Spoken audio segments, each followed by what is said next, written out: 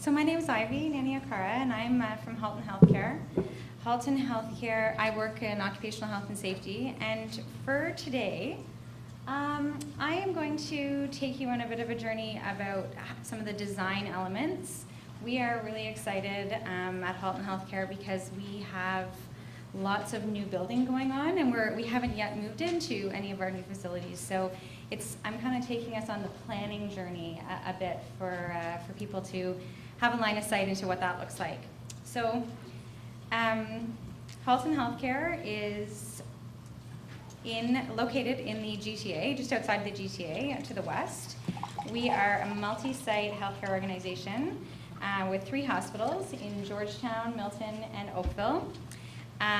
We are in the midst of literally a trifecta, as we're calling it, of infrastructure projects that amount to the staggering cost of $3.36 billion.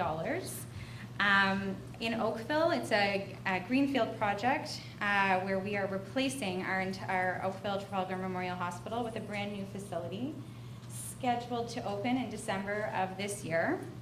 And then in Milton and in Georgetown, both those sites are considered brownfield redevelopment projects where we will be expanding on the footprint that exists today. So, this has been ongoing for several years. It's like many other organizations who've done building and kind of adding to their facilities. We really can see that this takes a long time and a lot of effort. Specifically to Oakville, which is the project that we're kind of mostly focused on, this is a quick snapshot of some of the key areas of change that we're encountering, and that is to say that we're moving from a 315-bed hospital growing to a 457 with the future capacity of 602 beds. Really important is that we are moving from a facility that is 475,000 square feet to a 1.6 million square foot hospital. This has been massive insofar as our planning process, because just the sheer distance alone is an indicator that we need to be prepared for musculoskeletal related injuries and illnesses amongst our staff. We're moving from 20% single patient rooms to 80% single patient rooms, which is exciting. And another key piece is that we're going from a centralized food service, nursing station, and registration format to a decentralized format, which is also critical in terms of MSD related focus.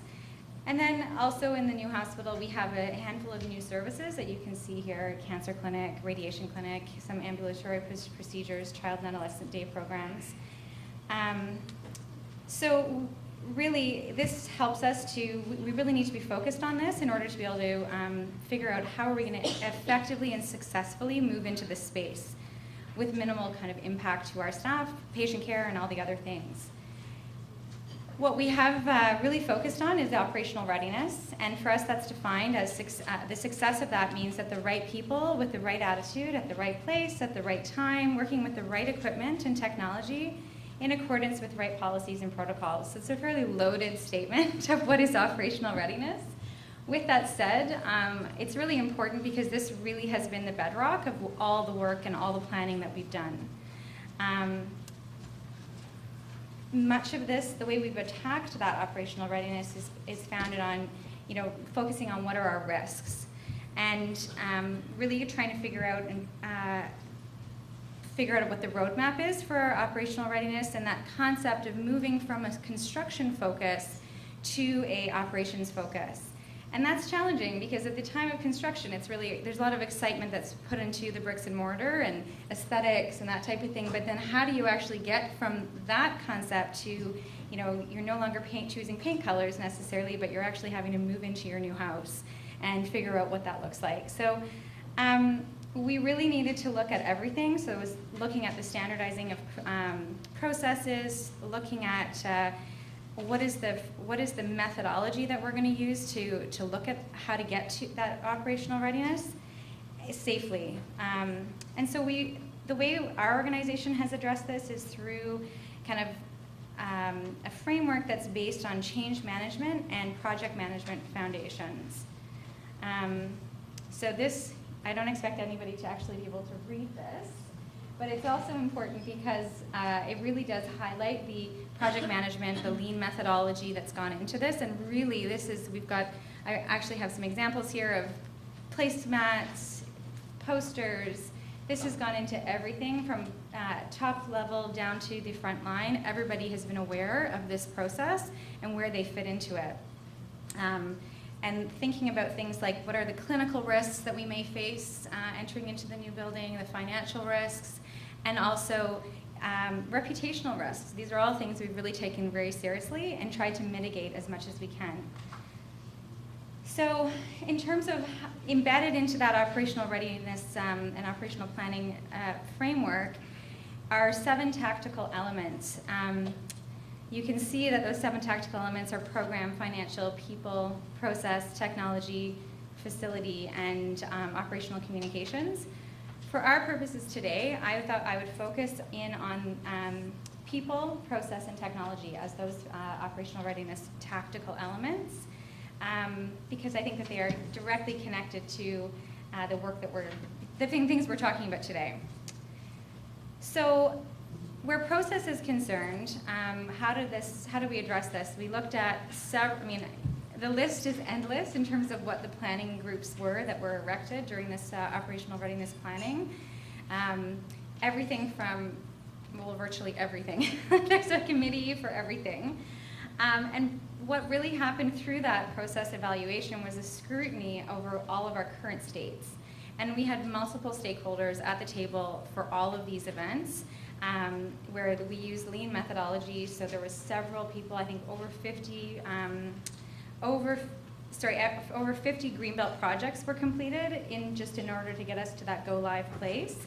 And 80 of our staff received Greenbelt certification through our PM, for project management.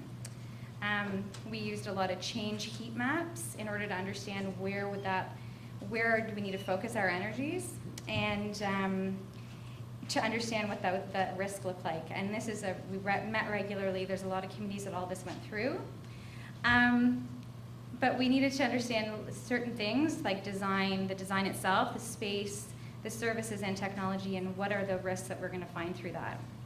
So I wanted to share a little bit of some process work that we've done. This is a picture of some of the things in our med-surg inpatient units.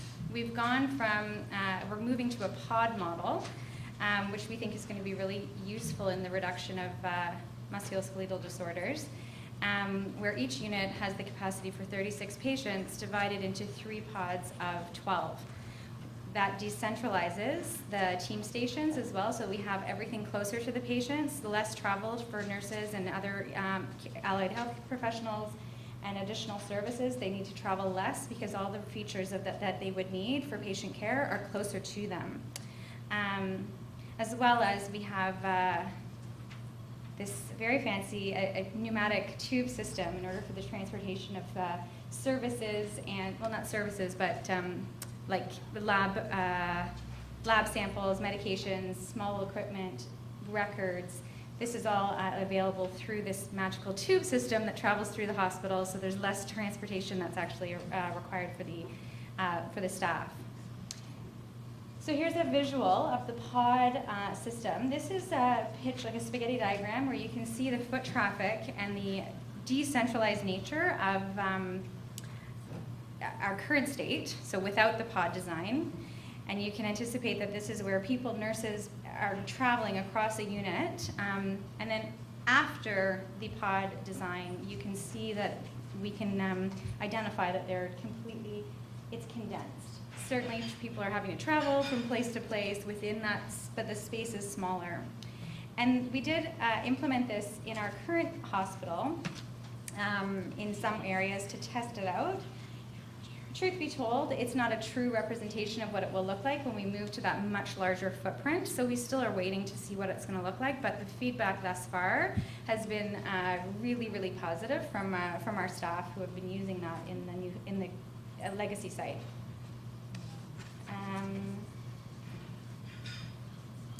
Another example of a process that we've looked at is the decentralization of patient transport. So in our current state, all the places that people have to come from to transport patients is in a centralized format.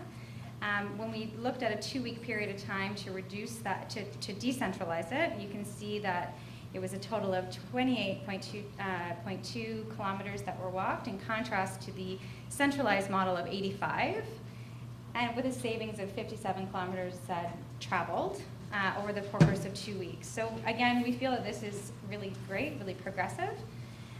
Similarly, you can see the time saved over that same period was 10 hours.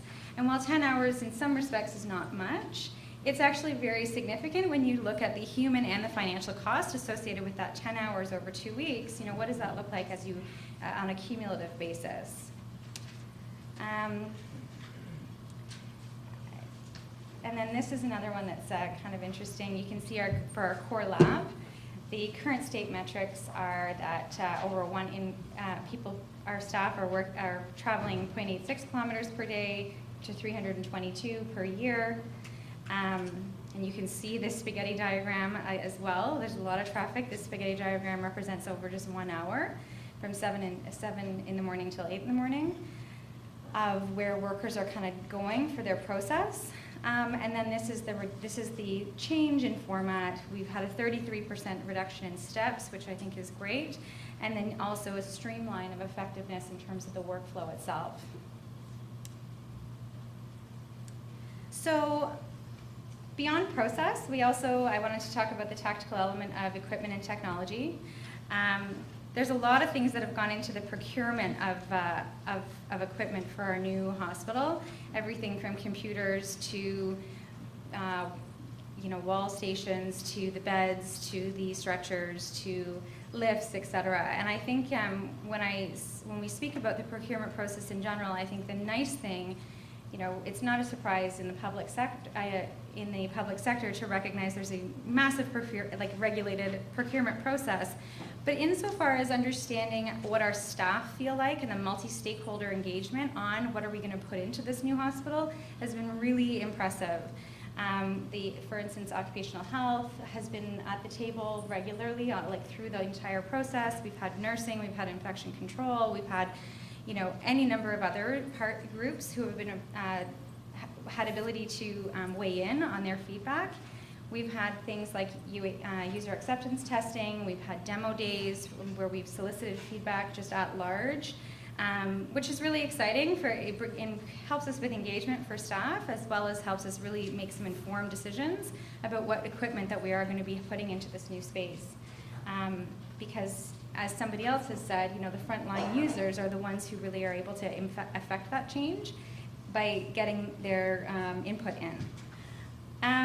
And so a lot of the equipment, we have major focus on minimal lift, as well as here you can see a picture of the sit-stand workstation. So that's become standard in across the organization. It's not to say that every workstation in office environments is sit-stand, but certainly in the clinical areas, which is great. So our inpatient room, things that are helping us from an equipment standpoint, we have in every room, we have the ceiling lifts, and it actually is hidden, like an aesthetic feature is it's hidden when it's not in use, but it is certainly available. We have designated bariatric spaces, bariatric rooms, as well as your standard, where we also have different beds for each room, and those beds do have a lot of great features embedded into them that are going to help us with, we are hoping that they're going to help us with things with musculoskeletal related injuries as they are motorized in terms of pushing, so we aren't having, they're able to be motorized, operated transfers with effectively with one person because they're motorized. They have weigh scale capabilities in them, which is great, reduced amount of time for people to actually take a patient from the bed to weigh them, for instance. All of our, they have great positioning features.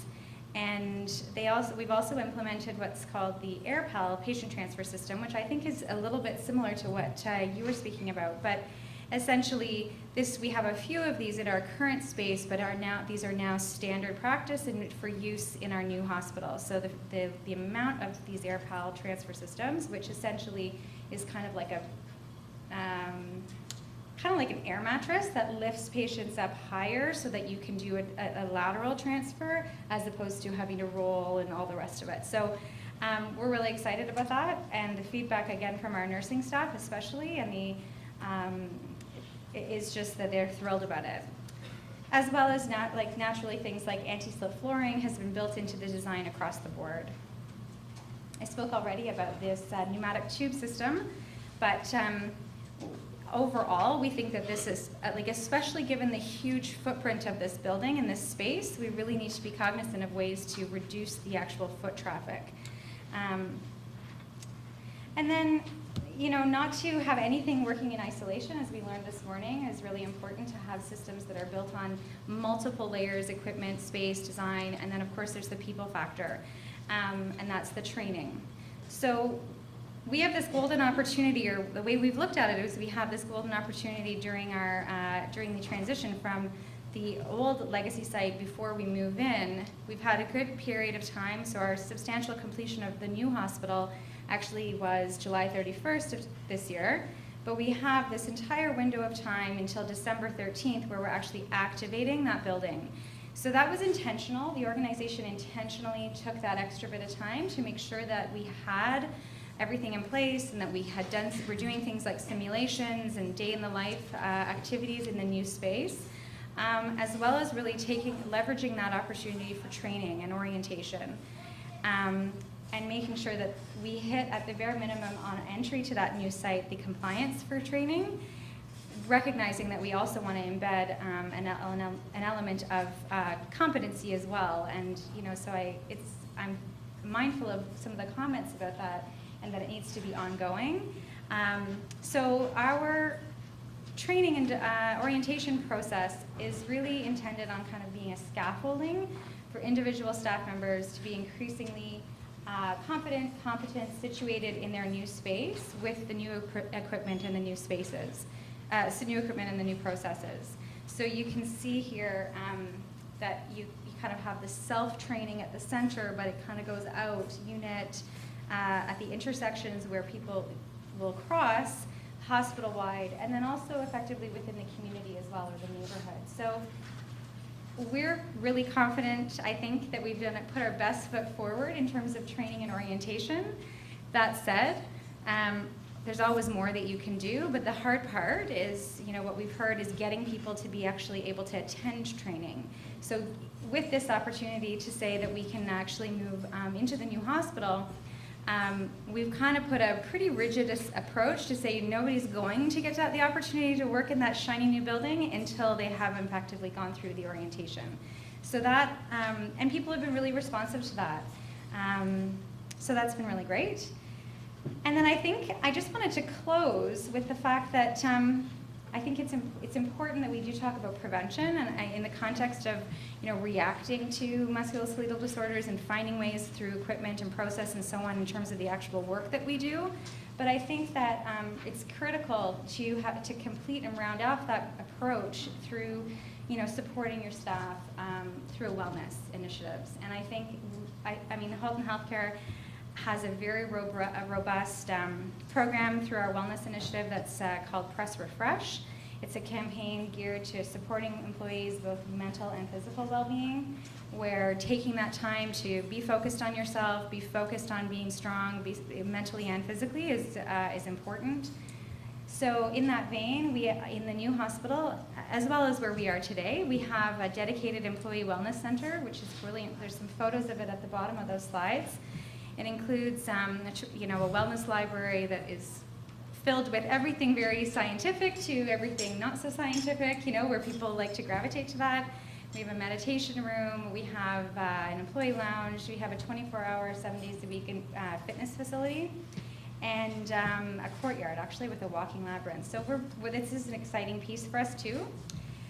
And just in final closing, I just wanted to talk about measurement and recognizing that we haven't moved into that facility yet. We don't have any strong data to say that the things that we've done have been successful, However, I think we're putting our best foot forward to feel that we are staging ourselves for success.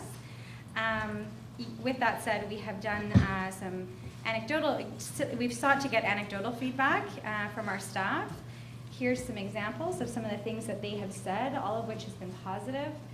We are gathering baseline data in order to be able to really effectively support the work that we've done and measure where are the opportunities and what have we done well next year at this time, hopefully. And yeah, that's it. Well, thank you.